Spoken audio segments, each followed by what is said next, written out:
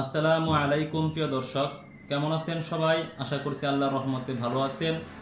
দেশ ও দেশের বাইরে যারা আমার এই ভিডিও দেখছেন তাদের সবাইকে জানাই আন্তরিক শুভেচ্ছা ও মুবারকবাদ। আজকের ভিডিওতে আলোচনা করব যে সোনালী মুরগি পালনে কেন লস হয়। তো লস হওয়ার মধ্যে প্রধানত 4টি কারণ হতে পারে। তার 1 নাম্বার কারণ হতে পারে যে আপনার ম্যানেজমেন্ট। যারা আমরা মুরগি পালন করি, মুরগি পালনে যদি আপনার পরিচর্যাটা ভালো না হয় তাহলে আপনার বাচ্চা ভালো হবে না। আপনাকে অবশ্যই লসের সম্মুখীন হতে হবে। তাই অবশ্যই সবাইকে বলবো যে ফার্মের পরিচর্যাটা ভালো করে করার জন্যে। দ্বিতীয় কারণ হতে পারে বাচ্চার গুণগত মান।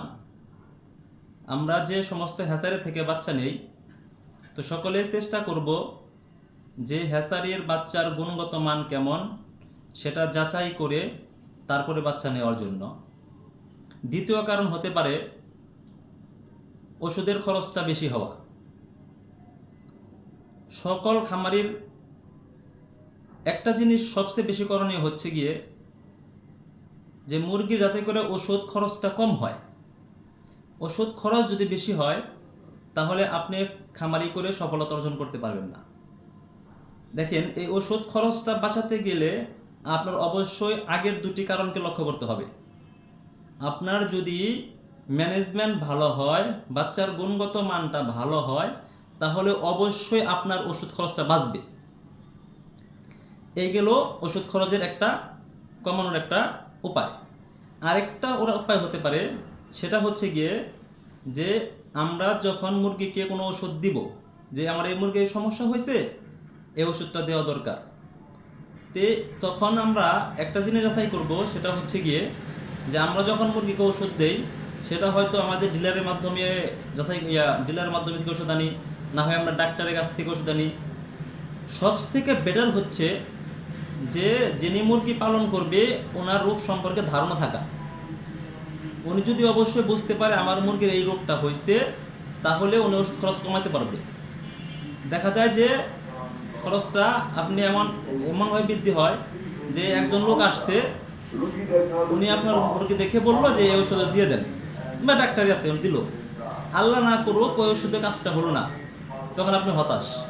কারণ আরেকজন এসে বললো যে এই ওষুধ দেন, আপনি আর ওই ওষুধ দিলেন।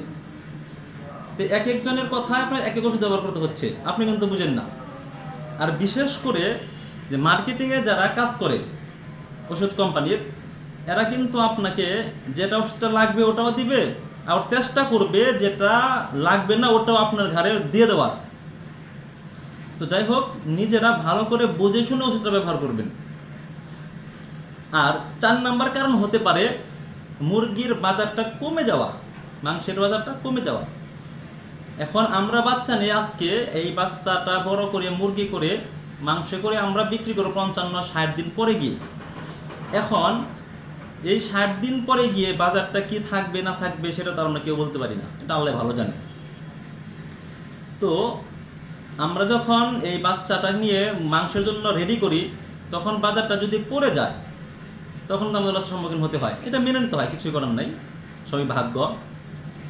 দেখেন, যে বাচ্চা যদি 40 টাকার মধ্যে কিনতে হয়, তো ওষুধ খরচ, খাদ্য খরচ সব মিলে দেখা যায় যে আপনার 240 টাকা বা 230 টাকা, কমসে কম 230 টাকা 25 টাকার মধ্যে কেজি পড়ে যায় তৈরি করতে।